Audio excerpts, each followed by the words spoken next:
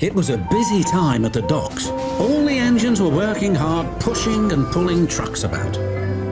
One morning, Percy was late. Cranky the crane was quick to criticise. "These ships can't be kept waiting, they have important cargo. If they miss the tides, they will be delayed in the docks. You should look up to ships and show more respect. You are, after all, only little." "We've got too much work," puffed Percy. "Then perhaps a lorry should do your job." Percy was shocked. He told the other engines what Cranky had said. "Stuff and nonsense," snorted James. "We engines run this island," said Henry. "What if a lorry does arrive?" I'm afraid it did, along with two more. Cranky was delighted. "Hey, you down there! Your job's done now. These lorries are taking over. One of them wants to talk to you." The lorry was very rude. "What's that steaming lump of scrap iron doing here? Be off with you." "Scrap iron? Steaming scrap iron? Pah!" A little later, Percy met up with Thomas and James. Another lorry was being rude to them. Then he saw Percy. "Oh, look, it's a little green goblin on wheels. You'll be scrapped. Just you wait and see." "Well, boss, my boiler, what a horrid lorry!" exclaimed Thomas. "Despicable," agreed James.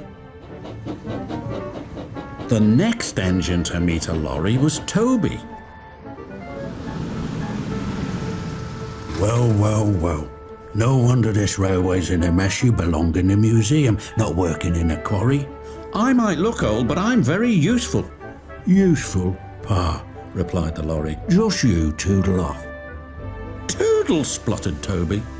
"Come along, Toby," interrupted his driver. "Don't bother to argue with him. We'll go to the flour mill instead." But when they arrived at the flour mill, Toby was shocked to see yet another lorry. "What are you doing here?" "We three are doing your work now. You're too slow." The foreman spoke to Toby's driver. "I'm sorry, times are a-changing, I'm afraid." "Toby might be old," replied his driver, "but he's reliable. Come on, Toby, we'll go to the farms. They'll still use us." Toby trundled sadly away. His railway ran through a narrow gorge, but vehicles had to tackle a steep and dangerous road.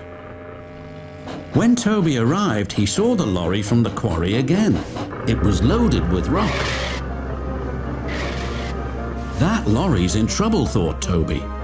And he was.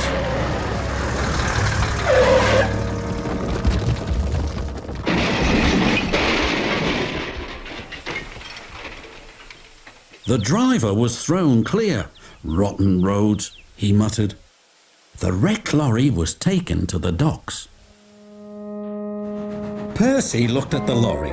"What's this lump of steaming scrap iron?" he teased.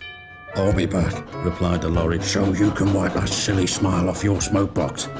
"Pa," said Percy, and wheeshed him loudly. Then Butch, the breakdown vehicle, arrived. He was towing the lorry from the flour mill. "What happened?" asked Toby's driver. "He was overloaded with flour," came the reply, "and he broke down." "Not very useful now, are you?" said Toby. "Grrr," replied the lorries. Then James whistled excitedly. "They're bringing in the third lorry on a barge." "What happened to that one?" James asked. "Stupid lorry was reversing and fell straight into the sea," said the tow truck man. Later, Thomas arrived. He looked at the three lorries and laughed. Well, well, well, the Brothers Grimm, smashed, broken and sunk. The lorries didn't return, and the engines now work even harder to make sure they never will.